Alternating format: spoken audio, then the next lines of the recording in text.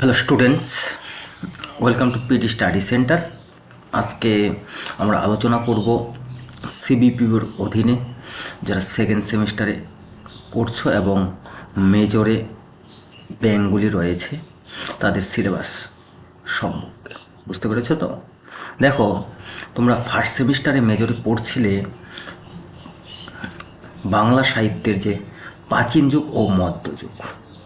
ঠিক একইভাবে এই সেমিস্টার অর্থাৎ দ্বিতীয় সেমিস্টারে তোমরা পড়বে বাংলা সাহিত্যের আধুনিক যুগ। দেখো, তোমাদের যে সমস্ত টপিকগুলি পড়তে হবে সেগুলি হলো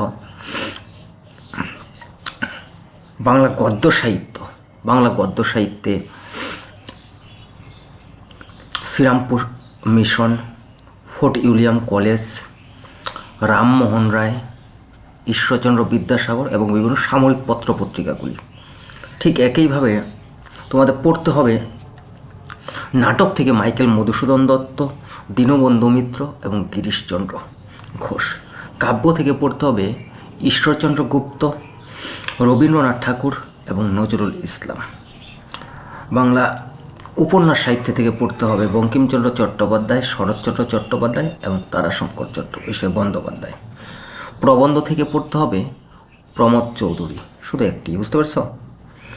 ঠিক একইভাবে বাংলা সাহিত্যের যে বঙ্গভঙ্গ, দেশভাগ, স্বাধীনতা পরবর্তী সময় ভারতবর্ষে বাংলার রাজনৈতিক সামাজিক যে প্রসঙ্গ, বিভিন্ন আন্দোলন, যেমন ধরো তেভাগা আন্দোলন, নকশাল আন্দোলন, তাই তো, এবং বাংলা সাহিত্য সংস্কৃতি আন্দোলন, যেমন ওই গণনাট্য আন্দোলন, নবনাট্য আন্দোলন, হ্যাংরি, এই সমস্ত বিষয়গুলি পড়তে হবে।